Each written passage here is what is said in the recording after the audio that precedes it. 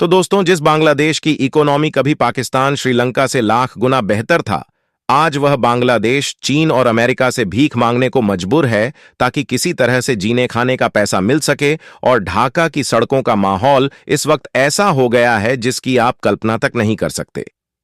Monday से ही ढाका की सड़कों पर लगातार प्रोटेस्ट हो रहे हैं और यह कोई मामूली प्रोटेस्ट नहीं है, क्योंकि इस बार फिर से हजारों स्टूडेंट्स ने ढाका की सड़कों को फिर से घेरना शुरू कर दिया है। और यह वही स्टूडेंट है जिसने पिछले महीने शेख हसीना की सरकार को हिलाकर रख दिया था, जिसके बाद बांग्लादेश के पूर्व प्रधानमंत्री शेख हसीना को देश छोड़कर भागना पड़ा था। वही स्टूडेंट आज फिर से सड़कों पर उतर चुके हैं, लेकिन इस बार उनका निशाना कोई और नहीं बल्कि नई अंतरिम सरकार की मुखिया मोहम्मद यूनुस है। यह भीड़ लगातार मोहम्मद यूनुस की रेजिडेंस की तरफ बढ़ती ही जा रही है। पुलिस के रोकने के बावजूद भी यह रुकने का नाम नहीं ले रही। और इतना ही नहीं, इस भीड़ का समर्थन में इस बार बांग्लादेश के गवर्नमेंट वर्कर भी साथ आ चुके हैं। और हालात इतने गंभीर हो चुके हैं कि जिससे एक कर्मी की मौत तक हो चुकी है।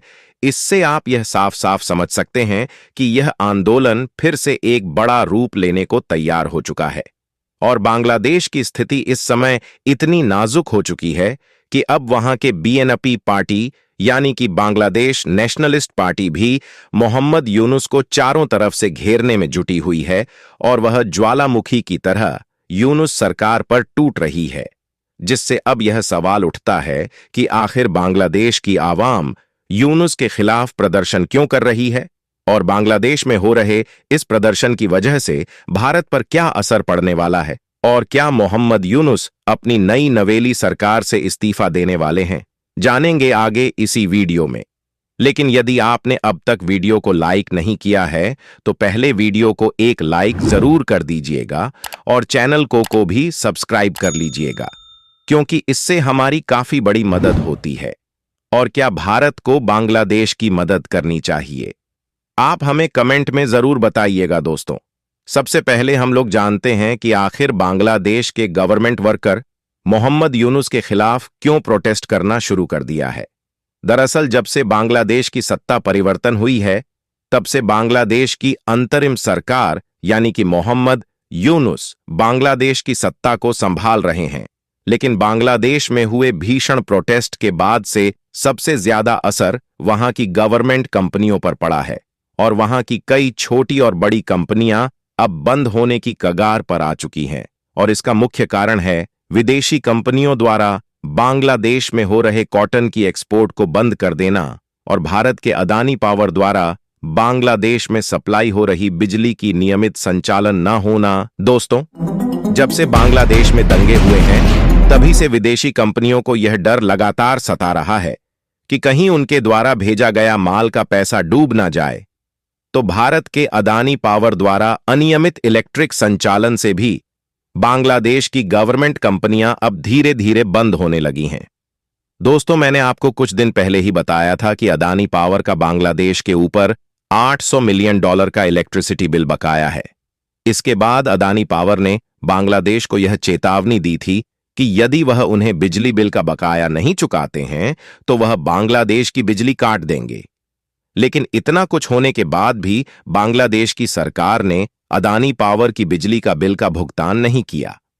वह सिर्फ $150 मिलियन का ही भुगतान कर पाए, क्योंकि बांग्लादेश की हालत इस समय ऐसा हो चुका है कि वह दर बदर कर्ज की भीख मांगते फिर रहा है और इसमें चीन ने उसकी काफी हद तक मदद करने की भी कोशिश की है। लेकिन चीन की हरकतों से हर कोई वाकिफ है। इसके बाद बांग्लादेश अब धीरे धीरे अपनी दोस्ती के हाथ पाकिस्तान के साथ बढ़ा रहा है।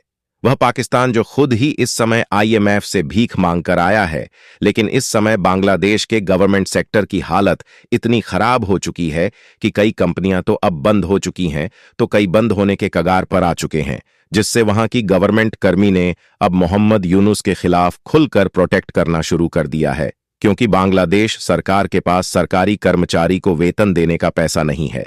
लेकिन यदि यह प्रोटेस्ट कुछ दिनों में शांत नहीं हुआ तो वहां पर हालात ऐसे बन जाएंगे कि कुछ दिनों में मोहम्मदी यूनुस को अपने कुर्सी से इस्तीफा भी देना पड़ सकता है।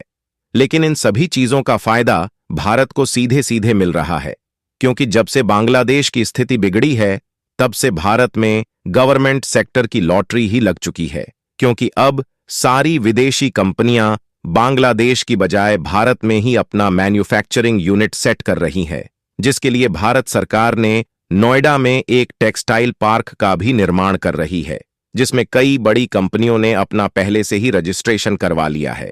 तो अब देखने वाली बात यह है कि क्या इतना कुछ होने के बाद भी अब बांग्लादेश भारत से मदद मांगेगा, और क्या भारत को बांग्लादेश की मदद करनी चाहिए? आप अपनी राय कमेंट में जरूर बताइए और इस वीडियो को एक लाइक करके अपने मित्रों तक शेयर जरूर करें ताकि उन्हें भी जानकारी मिल सके।